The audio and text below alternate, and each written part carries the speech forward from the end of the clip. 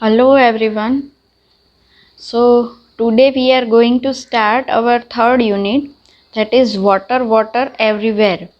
So as title suggests, in this unit we are going to learn so many things about water.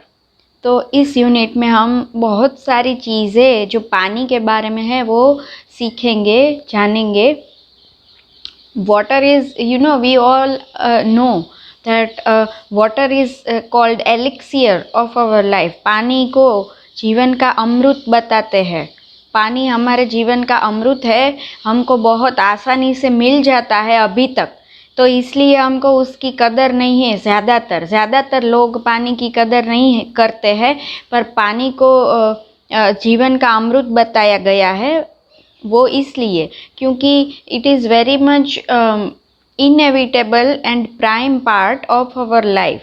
हमारे ज़िंदगी का एक ऐसी चीज़ है जिसके बिना हमारी ज़िंदगी संभव ही नहीं हो सकती. हम अपने जीवन की कल्पना भी नहीं कर सकते पानी के बगैर. So there is so many new things that we don't know about water. तो वाटर, पानी के बारे में बहुत सारी ऐसी चीज़ें हैं जो बहुत इंटरेस्टिंग है और हमको पता भी नहीं है. तो ये सब हम जानेंगे इस यूनिट में. So the activity 1 is about this unit. आपको एक पिक्चर दिया है और उसके ऊपर आपको कुछ लाइनें लिखनी है कि पानी. पहले पिक्चर को ऑब्जर्व करना है, देखना है ध्यान से और पता लगाना है कि पिक्चर में पानी की कौन सी प्रोसेस दिखाई गई है, और फिर वो आपको अपनी फेयर बुक में लिखनी है. तो this is your homework. This unit, let me tell you the instruction.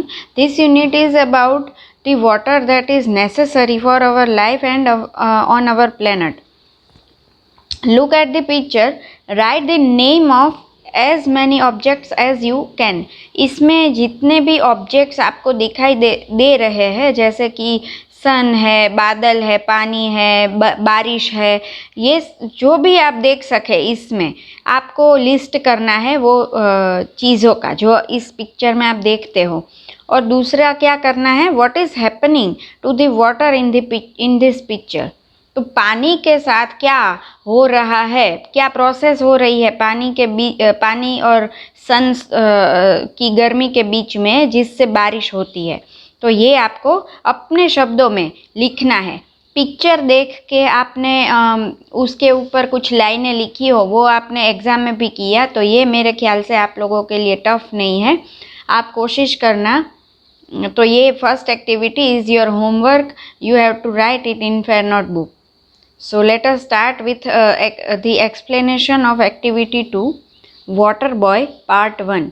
जैसे कि हमने पिछले 2 यूनिट में भी देखा, एक्टिविटी जो सेकंड है उसमें स्टोरी आती है जो 2 पार्ट्स में होती है. तो दूसरा पार्ट दूसरी एक्टिविटी, आगे की एक्टिविटी में आता है और पहला पार्ट सेकंड एक्टिविटी में आता है. तो यहाँ पे भी ऐसा ही है.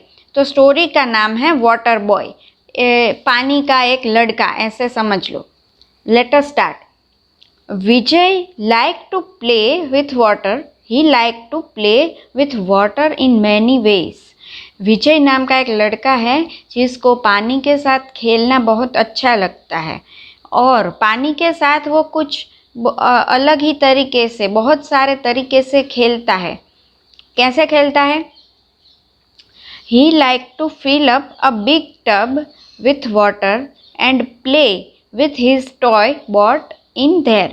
एक पूरा बहुत बड़ा सा जो टब है वो पानी से भरता है पूरा, और उसके अंदर उसने अपनी एक छोटी सी टॉय बोट रखी है, खिलौने की बोट.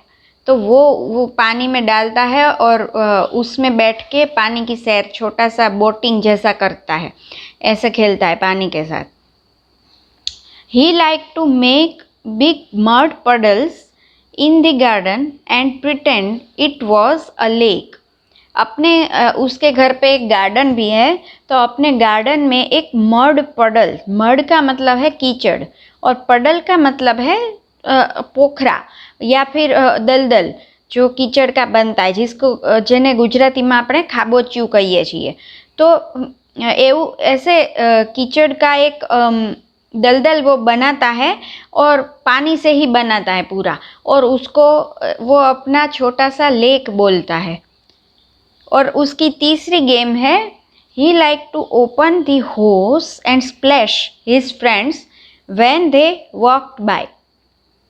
पानी की जो पाइप आती है ना, जो हम लोग अपने कंपाउंड में यूज़ करते हैं, जो नल के साथ अगर हम ज्वाइन करें तो उसमें से नल के फोर्स के साथ पानी आता है। रबर की पाइप आती है लंबी सी, जिससे हम अपनी कार वगैरह धोते भी है।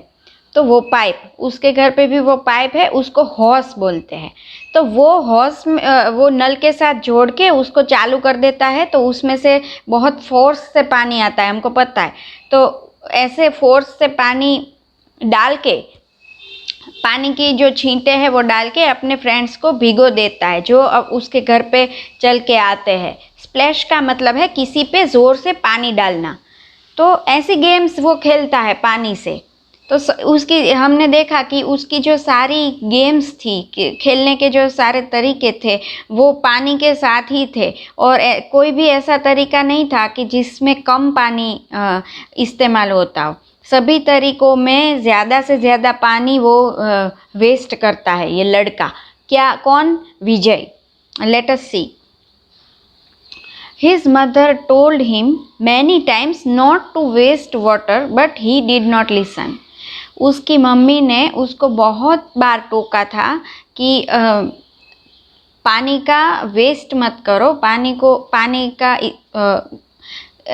इस तरीके से मिसयूज़ मत करो, पर उसने कभी सुना ही नहीं। बहुत सारे बच्चे मम्मी की बात तो सुनते ही नहीं है, तो उसने भी नहीं सुना। वो तो अपने तरीके से पानी का यूज़ करके खेलता ही रहा। One day his mother decided to take him with her to visit her brother. एक दिन विजय की मम्मी ने डिसाइड किया कि वो अपने भाई के घर पे विजय को लेके जाएगी, यानी कि विजय के मामा के घर। तो उसकी मम्मी ने ऐसा डिसाइड किया कि विजय को लेके अपने भाई के घर पे जाएंगी। विजय's अंकल, यानी कि विजय के मामा, stayed in a small village. वो कहाँ पे रहते थे? एक छोटे से गांव में। विजय के घर पे गार्डन था, ये सब हमने देखा। विजय एक बड़े से शहर वाला लड़का है, तो उसके मामा जो है वो छोटे से गांव में रहते हैं। Vijay was very happy to go because he would be able to play with his cousins. Vijay को तो बहुत अच्छा लग रहा था, वो बहुत खुश था मामा के घर पे जाने के लिए। क्यों? क्योंकि वहाँ पे अपने कज़िन लोगों को वो मिलेगा, वो जो उसकी उम्र के ही है, तो अपने कज़िन के साथ खेलना तो सबको अच्छा लगता है। तो विजय तो बहुत खुश था क्योंकि उसको वहाँ पे अपने कज़िन्स मिलेंगे, जिसके साथ वो बहुत सारी गेम्स खेल सकेगा। Vijay and his mother arrived at his uncle's place late at night and Vijay went off to sleep. उसके मामा एक छोटे से गांव में रहते थे। वहाँ पर पहुँचने में विजय और उसकी मम्मी को बहुत देर लग गई, तो वो रात को देर से पहुँचे अपने मामा के घर पे। तो रात को देर से पहुँचे, इसलिए विजय बड़ी नींद में था, तो जाके जल्दी से वो तो सो गया। Suddenly, in the middle of the night, Vijay woke up. अचानक से, अभी आधी रात ही हुई थी, तो विजय अचानक से जाग गया। क्यों जाग गया? Let us see.